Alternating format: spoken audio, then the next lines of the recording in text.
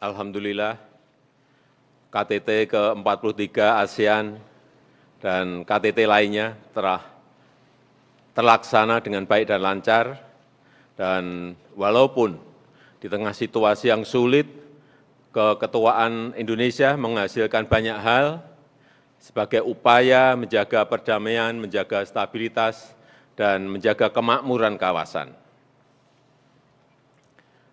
Di forum memang saya sampaikan bahwa setiap pemimpin yang hadir punya tanggung jawab yang sama-sama besar untuk tidak menciptakan konflik baru, untuk tidak menciptakan ketegangan baru.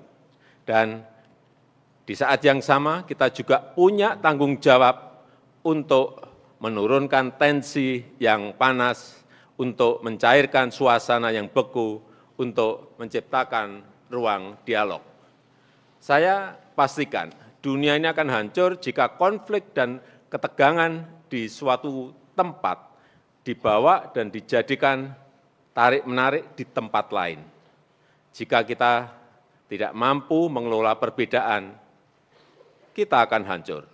Jika kita ikut-ikutan terbawa arus rivalitas, kita akan hancur. Dunia ini butuh jangkar, butuh penetral, butuh safe house.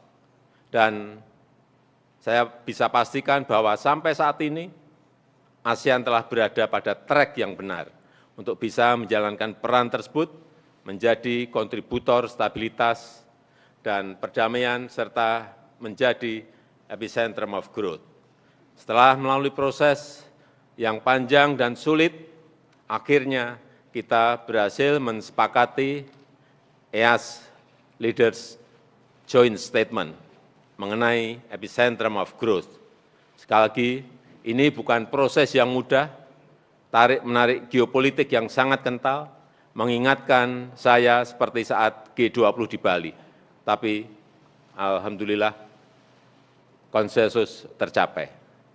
Selain itu, ASEAN sebagai bagian dari kawasan Asia Pasifik terus bekerja keras, berkolaborasi, dan mengajak seluruh pihak untuk menjaga perdamaian dan stabilitas di kawasan.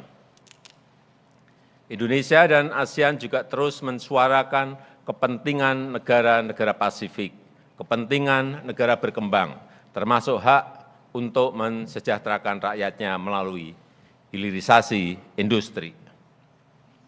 Dan kesepakatan di bidang ini, alhamdulillah juga berhasil kita capai untuk pengembangan end-to-end ekosistem EV yang didukung penuh oleh RRT, Jepang, dan Korea.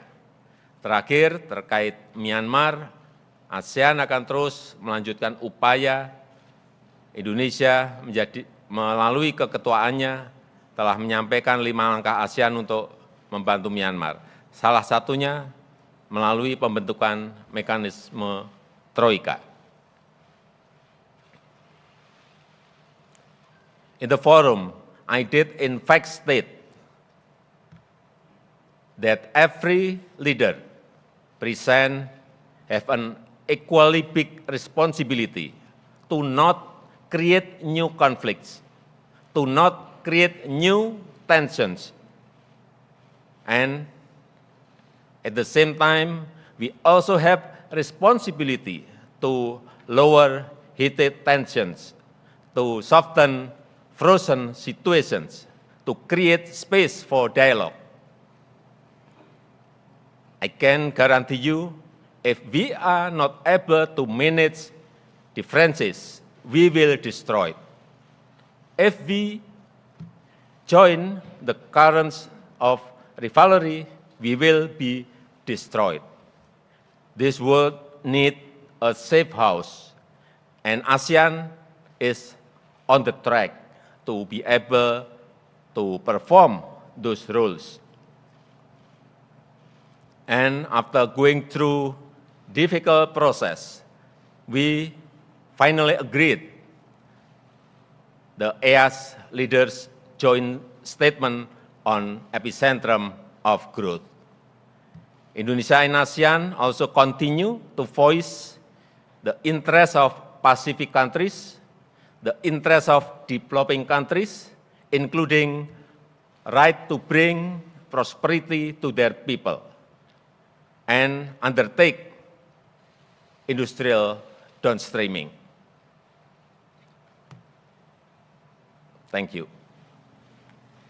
The President welcomes 4 questions, 2 questions from Indonesian media and 2 questions from foreign media.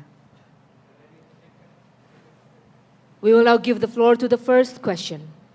Baik, Pak, saya Nina dari Harian Kompas. Pertanyaan saya mengenai apakah saat ini kan kita menjadikan isu ASEAN sebagai pusat pertumbuhan ekonomi sebagai fokus. Sementara masih ada persoalan real lain yang belum terselesaikan seperti isu Myanmar dan Laut Cina Selatan. Apakah itu sudah tepat?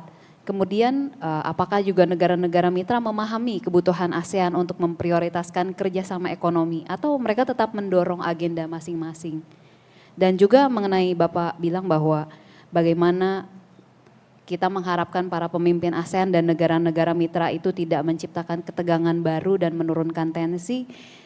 Bagaimana tanggapan dan bagaimana para pemimpin negara ASEAN ini dan negara-negara mitra ini bisa menerapkannya secara konkret. Terima kasih, Pak.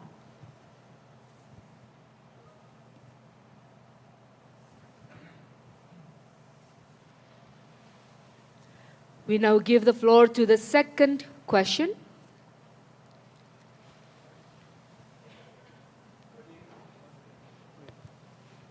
Selamat sore Pak, saya Akbar Evandio dari Bisnis Indonesia. Mohon izin bertanya.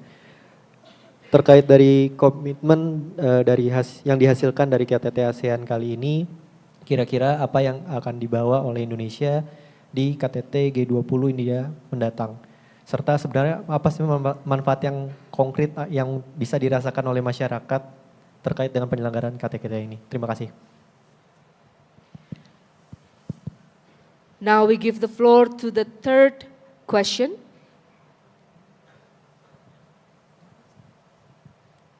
Selamat sore, Bapak President. I'm Jessica Washington from Al Jazeera. A lot has been said about the 5-point consensus and the lack of progress in the implementation of that plan.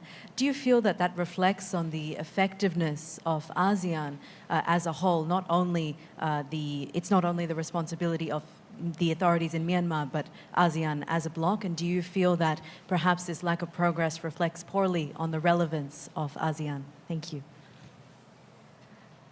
And now to the fourth and last question. Selamat sore Bapak Presiden, saya Erwida dari Nikkei Asia. Yang ingin saya tanyakan, menurut pandangan Bapak, pencapaian yang paling penting dari segi kerjasama ekonomi sepanjang perhelatan ASEAN Summit dan East Asia Summit ini apa saja dan boleh dijelaskan alasannya Pak? Terima kasih.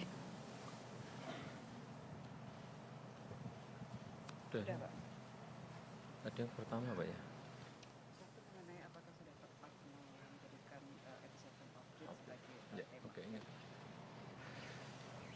Ya, tadi pertanyaan yang pertama mengenai apakah epicentrum of growth itu sudah tepat, mengingat masih ada urusan Myanmar.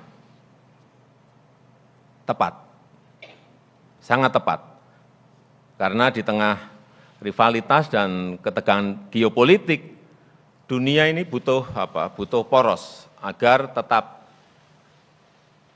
berputar pada jalurnya.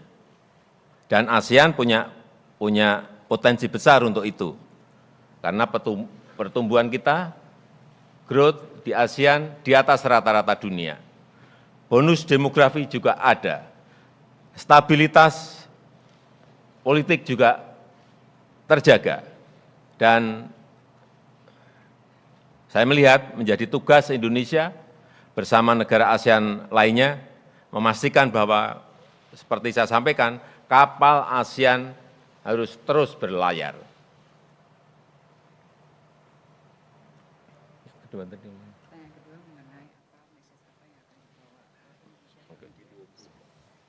Ya, besok siang saya berangkat ke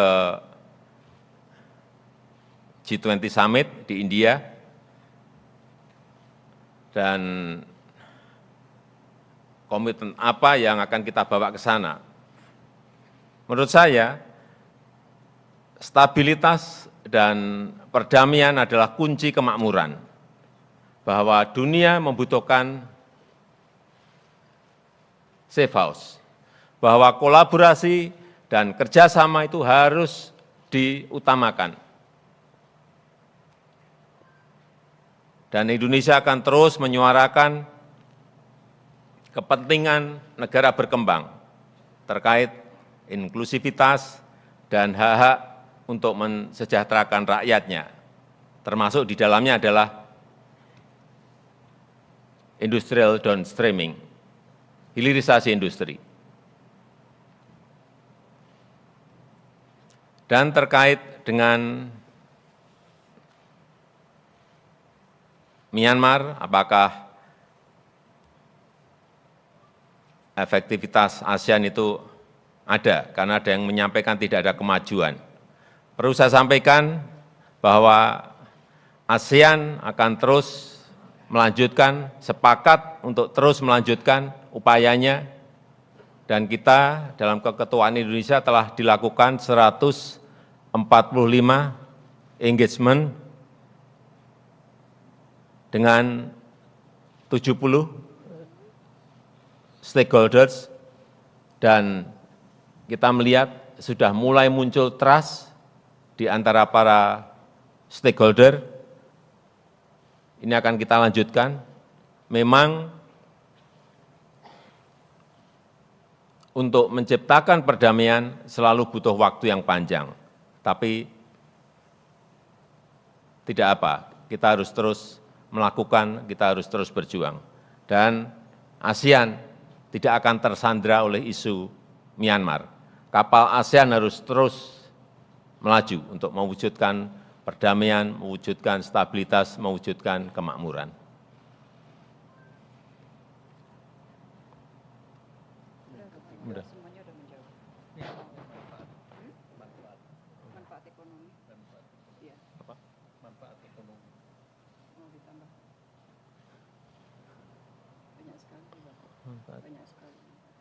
Tadi ada yang menyampaikan mengenai manfaat ekonomi. Ada banyak keputusan yang sudah dihasilkan, termasuk tadi yang sudah saya sampaikan, deklarasi EAS mengenai epicentrum of growth, kemudian pengembangan ekosistem EV baterai, kemudian juga percepatan pelaksanaan regional cross-border payment dan local currency transaction untuk pelaksanaan ASEAN Indo-Pacific Forum yang telah menghasilkan, ini konkret, menghasilkan 93 proyek senilai 38,2 miliar US dollar. Ini adalah sekali lagi, ini adalah kerjasama konkret yang bermanfaat untuk rakyat.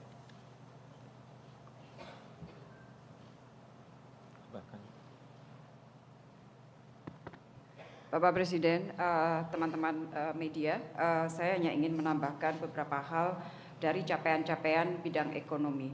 Kalau teman-teman lihat di KTT yang ke-42, apa yang dihasilkan oleh KTT ke-42, most of them responded to the need of the people.